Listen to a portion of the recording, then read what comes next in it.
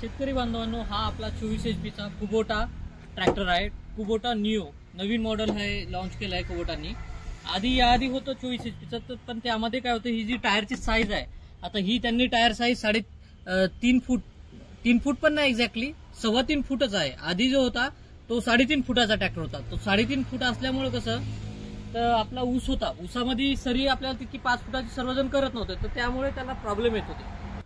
तर आता हा जो नवीन लॉन्च केलाय कुबोटाने, तर यामध्ये काय, एक तर 24 HP चा आहे आणि प्लस हा 4 व्हील ड्राईव्ह आहे। तर हे इथे ऑप्शन आहे आपल्याला 4 व्हील आणि 2 व्हील स्विच करायचा। तुम्ही जर खाली ठेवलं तर 2 व्हील ड्राईव्ह होतो। 2 व्हील कसं आहे, आपल्याला रोडवरती हायवेवरती जायचं असेल तर आपल्याला 2 व्हील इनफ आहे, एनर्जी जितकी हे करतो। आणि आपल्याला शेतात जर काम करायचं असेल अंतर्गत मशाल, तर त्यासाठी आपल्याला 4 व्हील लागतो। वरी स्विच केलं तुम्ही की आपले चारही चाका फिरल्या जातात, असं आहे। तर यानंतर ही गिअर सिस्टीम आहे। यामध्ये यांनी 3 गिअर्स दिलेत, एक रिव्हर्स आहे आणि बाकी कामासाठी 3 गिअर्स आहेत। आता यामध्ये परत आपल्याला एक फीचर दिलेलं आहे लो हायचं।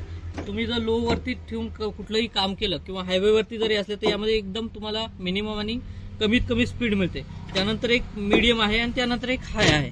परत त्यानंतर एक इथं पीटीओ आहे। इथं 540चा एक ऑप्शन आहे आणि 980चा एक ऑप्शन आहे। जर 540 जर केलं तर तुमची एकदम योग्य सरी पडते, पण 980 वरती जर गेले तुमची ती सरी तर पडती आणि तुमच्या बाजूच्या सरीमध्ये माती मारते। 980 इतकं पॉवरफुल आहे मित्रांनो। त्यानंतर जर पाहिलं पीटीओ, तर ट्रॅक्टरची क्षमता आहे आपल्या 24 HP चा आहे, पण हा जो पीटीओ आहे, पीटीओ आपल्याला 17.5 HP चा मिळतो।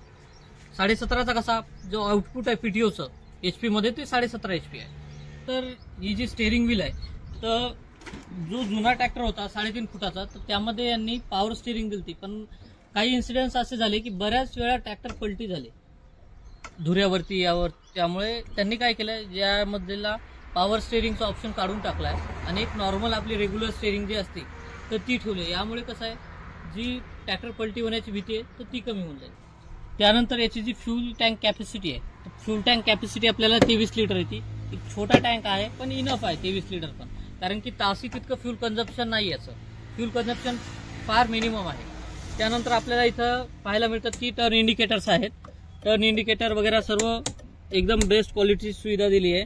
त्यानंतर इथे सर्व समोरचे आपले हेडलाईट आहेत, हेडलाईट पण एकदम पॉवरफुल आहेत आणि एक नवीन फीचर, एक आपला हजार्ड लाईटचं पण फीचर दिलेलं आहे यामध्ये आपल्याला, ते जनरली सर्व ट्रॅक्टरमध्ये आपल्याला पाहायला मिळत नाही।